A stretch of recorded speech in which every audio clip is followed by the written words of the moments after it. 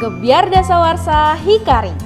Skala Hikari didirikan oleh Bapak Fadilah Hasim, kelahiran Bandung, selepas beliau tinggal 12 tahun di negara Jepang untuk menempuh pendidikan. Bapak Fadil yang merupakan pendiri Yayasan Semarak Pendidikan Indonesia pada tahun 2011 bersama Bapak Yasuno Bukuboki mendirikan Skala Hikari dengan semangat dan tujuan yang sangat mulia, yaitu untuk memberikan pendidikan yang sesuai dengan perkembangan anak agar dapat turut mengantarkan para calon penerus dan pemimpin bangsa dengan pendidikan yang menyenangkan bagi usia mereka. Yuk kita ikuti interview langsung dengan Bapak Fadilah Hasim. Assalamualaikum Pak Fadil. Waalaikumsalam warahmatullahi wabarakatuh. Selamat pagi Pak. Selamat pagi. Alhamdulillah nih, saya diberikan kesempatan langsung untuk langsung mewawancarai Bapak selaku pendiri dari Sekolah Hikari. Dan yang alhamdulillah Sekolah Hikari pada tahun ini menginjak usianya yang ke-10 tahun ya Pak. Saya ingin melakukan wawancara nih Pak. Apa sih alasan atau tujuan Pak Fadil pada awalnya yang membuat Bapak berkeinginan untuk mendirikan Sekolah Hikari? Begini, ada beberapa motivasi mengapa saya mendirikan Sekolah Hikari ini ya. Yang pertama itu satu, kita tahu gitu ya bahwa anak itu adalah titipan Tuhan ya. Oleh karena itu, karena titipan Tuhan ya harus kita syukuri, harus kita perlakukan, harus kita jaga sebaik-baiknya.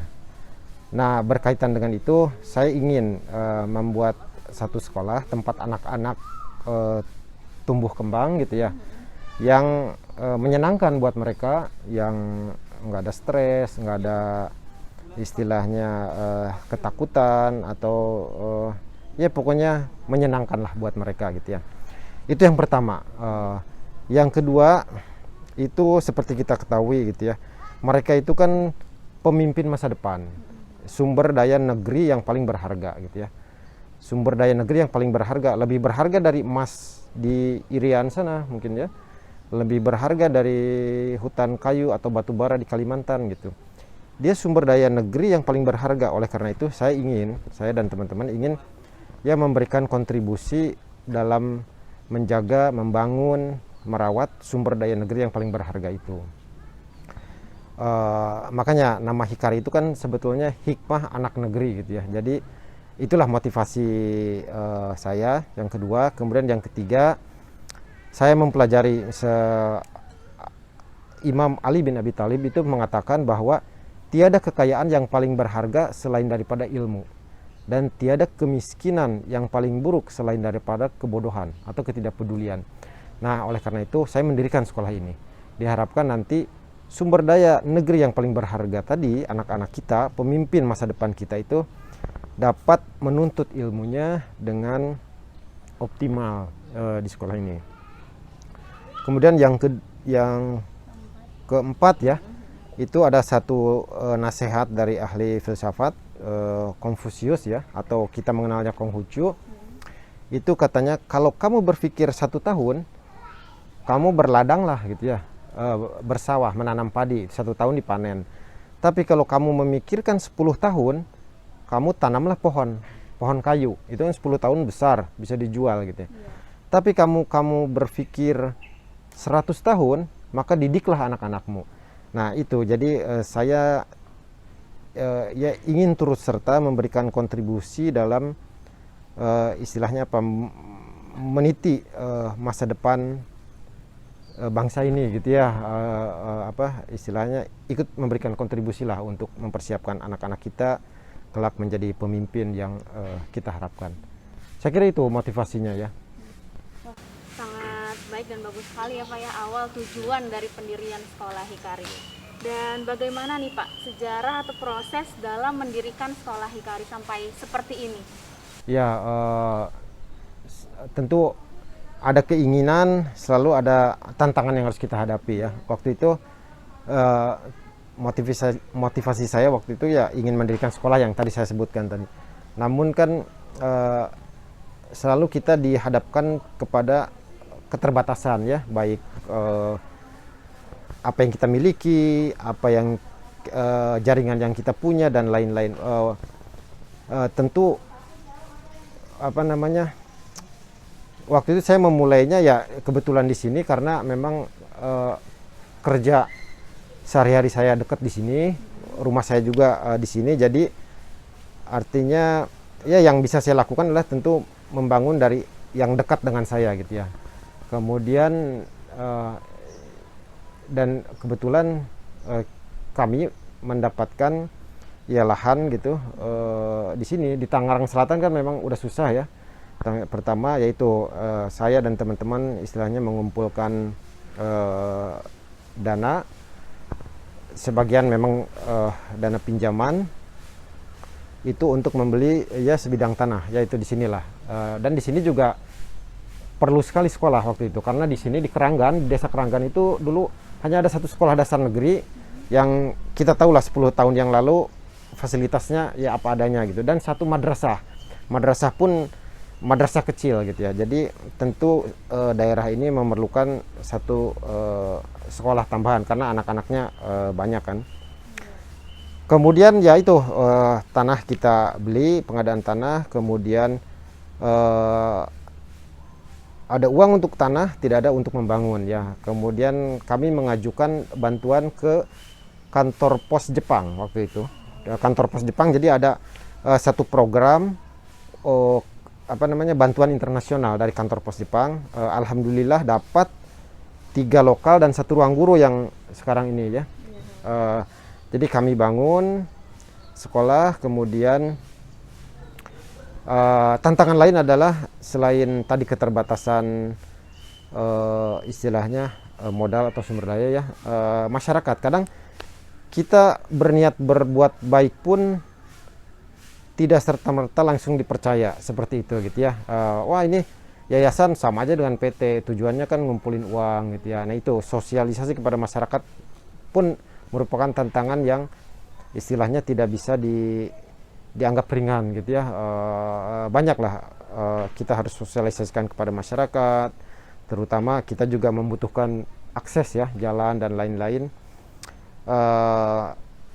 Ya itulah panjang sekali prosesnya gitu ya, dan ya tidak terasa alhamdulillah sudah 10 tahun ya. Alhamdulillah banyak mendapat bantuan dari berbagai pihak. Ya, alhamdulillah. Terus selanjutnya bagaimana menurut Bapak dengan perkembangan yang telah terjadi pada sekolah Hikari dari awal berdiri hingga usianya yang sekarang 10 tahun nih Pak? Alhamdulillah ya, perkembangannya tentu yang paling saya syukuri terutama yang pertama yang saya syukuri adalah loyalitas, kesetiaan guru-gurunya ya. Kalau tidak ada kesetiaan para guru dan tenaga administrasi mungkin tidak akan ya berkembang seperti saat ini. Oleh karena itu saya ingin menyampaikan terima kasih dan apresiasi sebesar-besarnya untuk mereka gitu ya. Ya alhamdulillah perkembangannya cukup bagus saya kira. Kita baik SD maupun TK sudah mendapatkan akreditasi A gitu ya. Kita pertama akreditasi dan langsung mendapat A, itu kan suatu istilahnya suatu capaian yang perlu dibanggakan lah, perlu dibanggakan. Kemudian juga di awal itu kami memang mentargetkan bahwa sampai dengan sebelum 10 tahun sebelum 2020 kami ingin bangunan ini cukup lah gitu ya, cukup untuk menampung. Kami menargetkan dulu 15 kelas karena kami kan kelas 1, 2, 3 itu perlu 3 kelas masing-masing ya. Jadi 3 kali 3 9. Kemudian kelas 4, 5, 6 itu perlu masing-masing 2 kelas. Jadi 2 kali 3, 6 ya, 15 kelas. Dan itu alhamdulillah pada tahun 2019 kemarin kita sudah punya 15 kelas ya, 15 kelas. Artinya ya kita bisa menempatkan siswa kelas rendah, kelas 1, 2, 3 itu 3 kelas ya, 20-20 gitu. Kemudian kelas atas di masing-masing 2 kelas.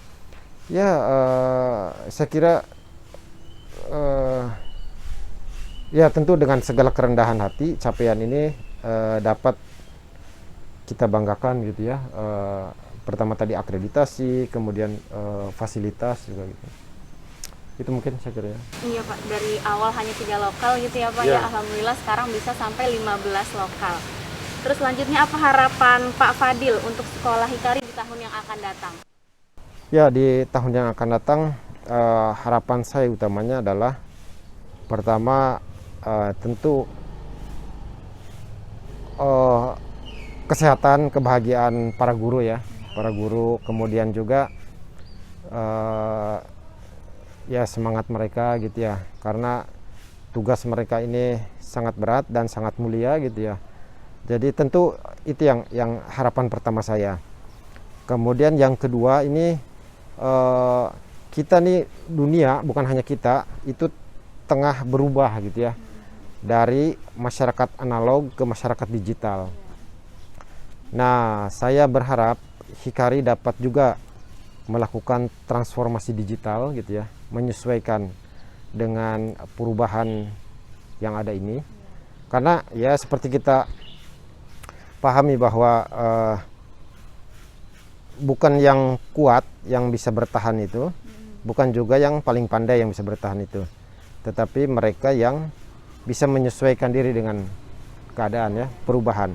Jadi itu mungkin ya pertama guru-gurunya sehat, tetap semangat, itu harapan saya. Kemudian juga yang kedua adalah ya Hikari segera bisa melakukan transformasi digital, menyesuaikan dengan perubahan yang ada. Terus beradaptasi dengan perubahan gitu ya Pak ya. Baik, yang terakhir nih Pak, adakah pesan yang ingin Pak Fadil sampaikan untuk siswa dari sekolah Hikari? Ya, seperti tadi saya sampaikan ya, bahwa motivasi saya itu mereka adalah titipan Tuhan. Saya ingin mereka senang gitu ya, dalam menuntut ilmu, dalam istilahnya membekali dirinya sendiri gitu ya. Harapan saya kepada mereka adalah ya, ingin menjadi saya harapkan mereka menjadi manusia yang mandiri, berdaulat untuk dirinya sendiri ya. Itu yang pertama. Karena apa? Kita manusia itu kan, kita dari rahim ibu kita sendiri, nanti meninggal juga sendiri, mempertanggungjawabkan itu sendiri semuanya ya. Jadi tentu harapan saya kepada mereka adalah ya mereka menjadi manusia-manusia yang mandiri, berdaulat untuk dirinya sendiri, bertanggung jawab gitu ya. Namun itu saja tidak cukup, karena kita dilahirkan sebagai makhluk sosial. Mereka juga harus mampu bekerja sama ya, karena mereka tidak bisa melakukan apapun sendiri gitu ya. Jadi tapi artinya kerjasama itu terjadi ketika masing-masing punya kemampuan, punya kemandirian gitu ya. Kalau enggak kan bukan kerjasama namanya, menjadi tanggungan, menjadi beban yang lainnya. Ya, jadi mereka mandiri, makanya moto Hikari itu adalah mandiri dan bekerja sama. Jadi masing-masing itu, kita sebagai individu, itu tadi, kita dari rahim ibunda juga sendiri, ke liang kubur juga nanti sendiri, dan mempertanggungjawabkan apapun itu sendiri gitu ya. Jadi kita harus mandiri dulu, baru bekerja sama. Saya kira itu untuk kemudian juga ya, yang kedua adalah ini lingkungan ini selalu berubah kan, selalu hati terbuka kepada setiap perubahan ya, open heart, kemudian keinginan pun terbuka, open will gitu ya, ya open mind, pikiran terbuka ya, open heart, open mind, open will gitu ya. Jadi jangan ngoyo, jangan memaksakan sesuatu yang istilahnya ya tidak inline dengan lingkungan, tidak inline dengan keluarga. Saya kira itu ya, Bu Zarfa. Alhamdulillah. Terima kasih Bapak atas waktunya iya, pagi hari ini untuk saya wawancara langsung mengenai perkembangan sekolah Hikari di 10 tahun usianya ini. Kalau saya akhir saja, terima kasih Pak Fadil. Terima kasih. Wassalamualaikum Waalaikumsalam warahmatullahi wabarakatuh.